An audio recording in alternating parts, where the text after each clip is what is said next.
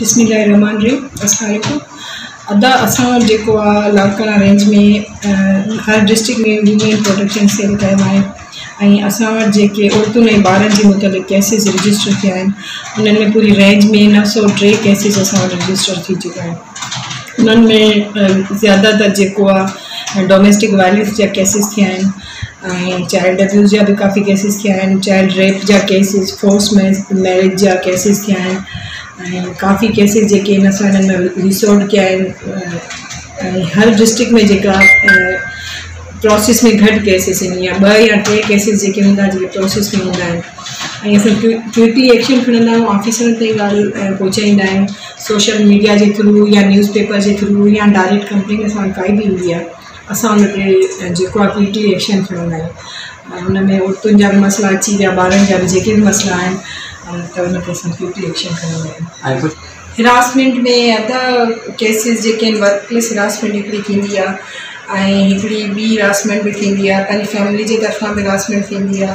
काफ़ी केसिस जेके husband wife issue हूंदा आहिनि, हस्बैंड वाइफ में नाहे ठाह या हुनजो तशद्दुद पंहिंजो हस्बैंड करे थो, उहा औरत कोर्ट जे थ्रू इंसाफ़ वठण लाइ ईंदी आहे, खुला वठण लाइ, पोइ उनखे हिरासमेंट कंदो आहे हस्बैंड कंदो आहे या उनजे सावरनि जे तरफ़ां उनखे काफ़ी हिरासमेंट थींदी आहे त जीअं इहा केस त हथु खणे।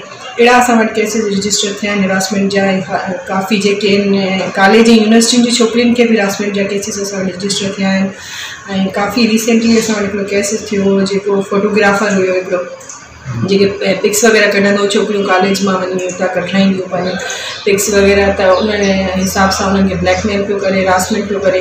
उन केस में बि असां FIR कराई आहे ताज़ी ऐं असां जेका पूरी प्राइवेसी सां असां कंदा आहियूं, पाण ताईं ॻाल्हि महदूद कंदा आहियूं। का बि छोकिरी हूंदी आहे उनखे पहिरियों उनखे तबादलो कराईंदो त उनजे लाइ कोई बि मसइलो न थींदो ऐं अहिड़ा काफ़ी केसिस असां सॉल्व कया आहिनि। अदा असां वटि कंप्लेंट्स काफ़ी ईंदियूं, मुतासिर माण्हू ईंदो आहे, ग़रीब माण्हू ख़ासि करे मुतासिर थींदा आहिनि या लाचार या मजबूर माण्हू ईंदा आहिनि।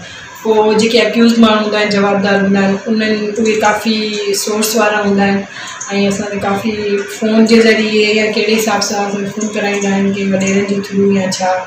पर इहो शुक्र आहे अल्लाह साईं जो असांजे ऑफिसरनि जी सपोर्ट आहे। असां कंहिंजे प्रेशर में न आहियूं त असां फुली तरह सां उन्हनि जी सपोर्ट कंदा आहियूं, ऑफिसरनि ताईं ॻाल्हि पहुचाईंदा आहियूं, DIG साहिब ताईं, RPO साहिब ताईं ॻाल्हि पहुचाईंदा। असांजे ग्रुप्स वग़ैरह ठहियल आहिनि, उन में ॻाल्हि शेयर कंदा। IT साहिब सां बि असांजे ग्रुप ठहियल आहिनि, उन में ॻाल्हि शेयर कंदा आहियूं। उन ते एक्शन जल्दी खयो वेंदो आहे, जल्दी FIR थींदी आहे ऐं कोई बि केस असां अगरि कंदा आहियूं त उनजो फॉलोअप असां वठंदा रहंदा आहियूं।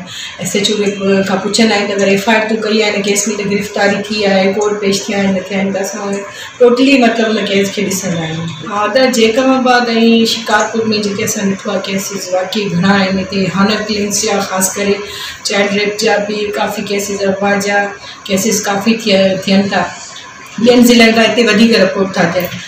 उन ते पुलिस जो सुठो किरदारु आहे असांजो, असांजी जेका सेल आहे उनजो तमामु बहितरीनु किरदारु आहे। जेको केस थियनि था जल्दी में FIR कराईंदा, गिरफ़्तारियूं कयूं था ऐं असांजो जेके सेल जी इंचार्जिस आहिनि डिस्ट्रिक्ट में, किथे बि अगरि कोई केस थिए थो, शिकारपुर में बि असांजी इंचार्ज उहो पाण उते पहुचंदी आहे, पहिरियां उते पहुचंदी आहे, ॾिसंदी आहे छा आहे मसइलो, कीअं FIR दाख़िल कराईंदी SHO जे थ्रू ऐं हिननि ते हाणे मुंहिंजे ख़्याल में त कमु थिए थो पियो काफ़ी बहितर तरीक़े सां थिए थो। मदार त जेको इंसानु आहे, इंसान ते सभ खां पहिरियां पंहिंजा हक़ आहिनि। काफ़ी इंसानु पंहिंजा हक़ सुञाणे ज़ुल्म बर्दाश्त करण बि सही न आहे। अगरि ग़लति ॻाल्हि थिए थी या कुझु बि थिए थो, वायलेंस कंहिंजे थिए थो या कोई ब्लैकमेल थो करे, किथे बि कोई बि केतिरो बि हुजे सोर्स वारो या कुझु बि, त कानून ठहियलु आहे। हिन लाइ हुनजी कंप्लेन करे माण्हू, असां वटि ऑफिसूं आहिनि, SP ऑफिस आहे, DIG ऑफिस आहे या असां वटि काफ़ी कंप्लेन सेल आहिनि ऐं वुमेन थाणो बि आहे। कोई बि मसइलो थिए त उनजो जेको आहे रिपोर्ट करणु घुरिजे ऐं डिटेल न घुरिजे, छो जो कानून आहे। कोई बि हिते आहिनि छोकिरियूं एॾियूं डिटेल हूंदियूं, ख़ौफ़ज़दा हूंदियूं, पर असां उन्हनि खे आदत ॾिनी आहे। उन्हनि जो माशाअल्लाह मसइलो अहिड़ी तरीक़े सां हल थी वेंदो आहे जो मुतमइन थी वेंदी आहे ऐं अगरि उहो कंप्लेन कंदियूं त ईअं ई क्राइम घटि थींदो। अगरि कंप्लेन न कंदियूं त क्राइम थींदो रहंदो।